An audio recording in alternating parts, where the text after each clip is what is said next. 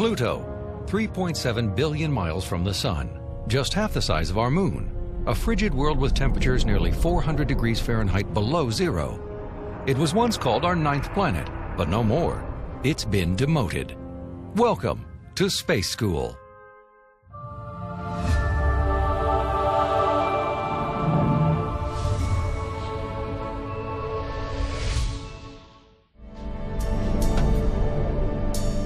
Today's topic, Pluto, was discovered in 1930, the only planet in our solar system to be found in the 20th century.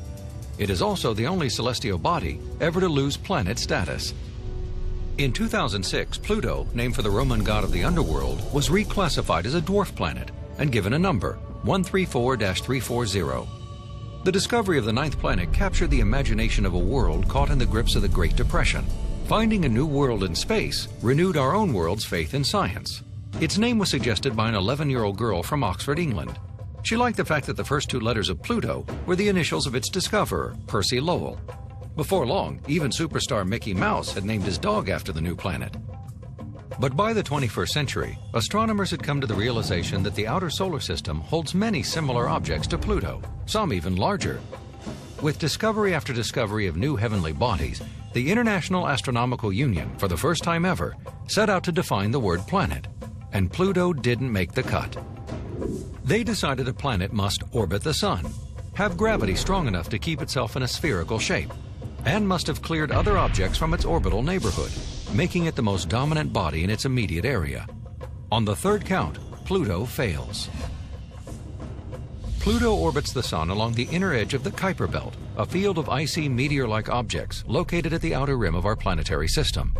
Only discovered in 1992, astronomers have since confirmed the existence of at least 1,000 Kuiper Belt objects. Pluto, the ex-planet, is neither alone nor unique. Eris, a dwarf planet, is more than 25% larger than Pluto. At nearly 4 billion miles from the Sun, almost 40 times further than Earth, Pluto is a difficult body to study. But scientists have been able to deduce that it's comprised mostly of rock and ice. The surface is composed almost entirely of frozen methane, nitrogen, and carbon monoxide. Images from the Hubble Space Telescope show few markings or distinct features on the landscape. Because its gravity is so weak, Pluto's atmosphere is highly unstable. Gases do not cling to the surface. Hence, there's almost no greenhouse effect, making this one of the coldest known places in the solar system.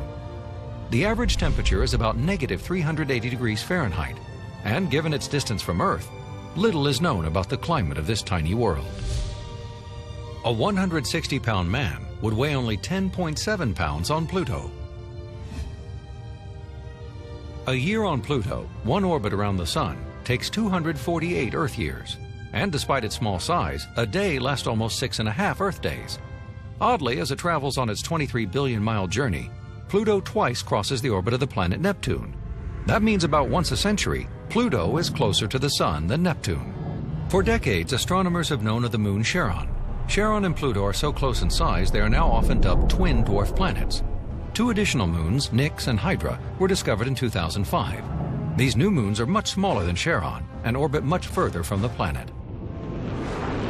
To date, no spacecraft from Earth has ever reached this distant and tiny world, but that is about to change. In 2006, the New Horizons mission was launched. It's scheduled to reach the icy dwarf planet within 10 to 12 years. What will it find at the furthest reaches of our planetary system? There's no doubt that Pluto and its unexplored neighborhood still have many surprises in store. This is Space School, signing off. Class dismissed.